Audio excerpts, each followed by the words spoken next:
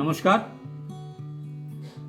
किसी प्रोग्राम में महान वायलिन वादक फ्रिट्ज किसले अपनी प्रस्तुति दे रहे थे। श्रोता बहुत झूम झूम के तालियां बजा रहे थे, उनको और उत्साहित कर रहे थे।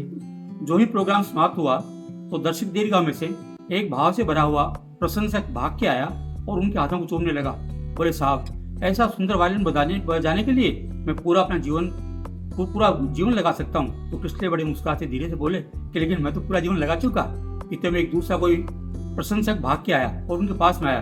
बोले, साहब, बहुत भाग्यशाली हैं कि इस जन्म में ही आप इतना सुंदर वायलिन बजा लेते हैं। तो किसले को थोड़ा सा बड़ा अजीब सा लगा और उन्होंने अपने होठों को चबाते हुए बड़े भाव से कहा कि नहीं, मैं तो, ये केवल निरे भाग्य की बात नहीं है, मैं तो अपना पूरा जीवन के साथ साथ में ये निरंतर प्रयास की बात भी है।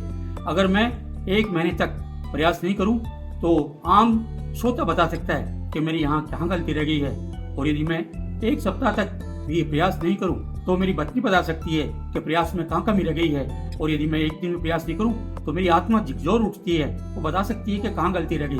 तो निरंतर प्रयास करते रहना बहुत जरूरी है किसी भी महानता को प्राप्त करने के लिए।